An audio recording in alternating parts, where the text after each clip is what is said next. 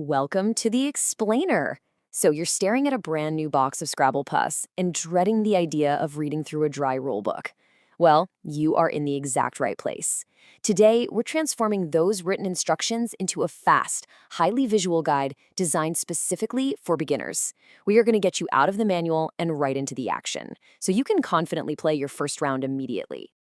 Okay, let's dive right into this. Here is our game plan. Setup and objective, the pass and play, the timer and locking, scoring your words, and finally, rules, challenges, and winning. Let's get to it. Part 1, Setup and Objective. Getting things ready before the chaos begins. Getting your literal tiles in a row is, well, it's wonderfully simple. First up, hand every player their own Scrabble Pass card and a tile rack. Quick side note here, you're going to use the side with 5 rows for a standard game, but you can actually flip it over if you want a shorter game. After that, dump all those letter tiles into the bag, give them a really good shake, and plant that timer smack in the middle of the table so absolutely everyone can reach it. Now, before we even think about drawing a single tile, let's anchor ourselves. What's the whole point? Everything you do in this game is building toward one simple goal: scoring the most points by spelling a valid word each and every round. It is that classic Scrabble point chasing we all know, but with a massive twist that we'll get to in just a sec. And hey, while we're on the subject of tiles, we absolutely have to talk about the blanks. Just like standard Scrabble, the regular letter tiles have number values on them, but the blanks, they're worth 0. Now don't let that fool you. These things are incredibly powerful because they can be literally any single letter you want.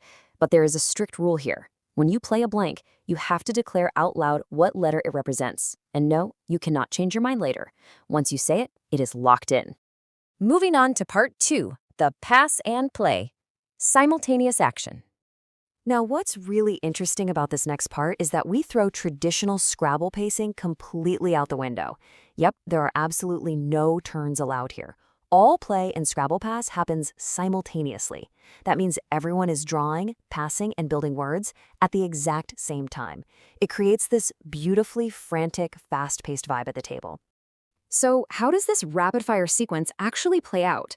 At the start of every round, you're going to quickly draw 7 random tiles from the bag right onto your rack. Once everyone gives the nod that they're ready, you instantly pass your entire rack to the player on your left. Bam! Now look at those new tiles you just inherited.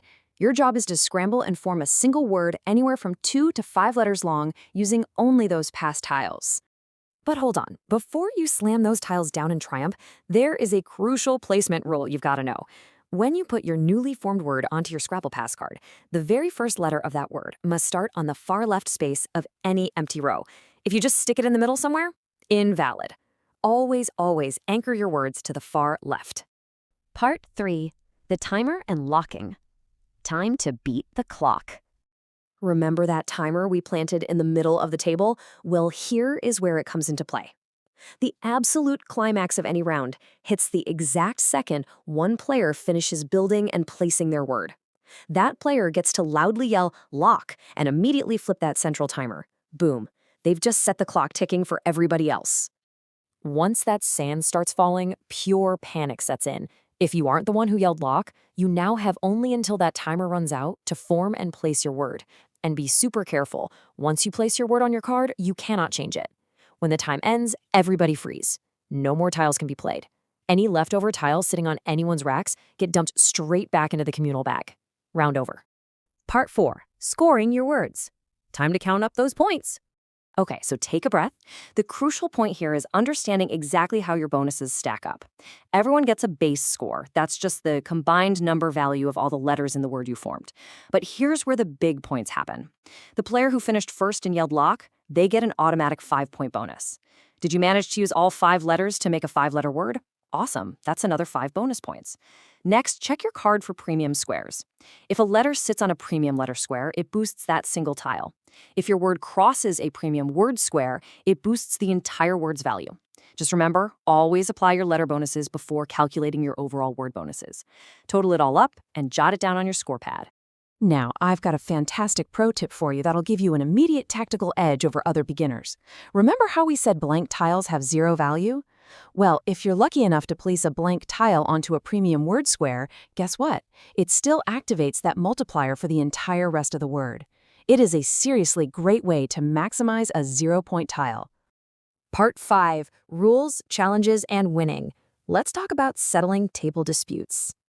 All right, let's lay down the law of the dictionary. You can use any word in the official Scrabble dictionary, or honestly, any dictionary your table agrees on beforehand. But there are strict categories of illegal words. You can't play words that are misspelled or just straight up completely made up. Proper nouns, proper names, foreign words, out. Abbreviations, acronyms, freestanding prefixes and suffixes, absolutely not allowed. And finally, hyphenated words or words with apostrophes are totally banned from the table. Now you know and I know that in a game this fast, people are going to panic and slap down some very questionable letters. So, what happens if the timer runs out and you strongly suspect your buddy just played a completely made-up word to try and steal some points? Well, you challenge them. And this brilliantly illustrates the massive risk versus reward mechanic of the challenge phase. If you challenge someone, you finally get to crack open the dictionary. If you're right and their word is illegal, the defender has to return their word to the bag and they score absolutely 0 points for the round. Ouch. But beware, if you challenge them and the word turns out to be perfectly legal, the penalty falls on you. The challenger has to return their own word to the bag and takes the 0 for the round.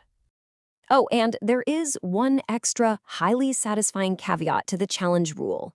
Let's say the player who rapidly finished first and triumphantly yelled "lock" is successfully challenged and caught playing an illegal word. Not only do they score 0 for the word, but they also lose that 5-point speed bonus. So remember, speed cannot come at the cost of accuracy. So, how long does all this chaos last? Exactly 5 rounds. After 5 rounds of passing, panicking, locking, and scoring, the game ends. Or, if you chose to flip the cards over to the shorter side during setup, the game ends after just 3 rounds. Whichever player has the highest total score at the end takes the crown. And just like that, you are an expert on the mechanics of Scrabble Pass. Now that you know the secrets of the pass, the timer, and all the scoring tricks, here is the real question. Can you handle the pressure, or is your vocabulary going to completely crumble when that sand starts running out? Grab your tiles, get to the table, and prove it.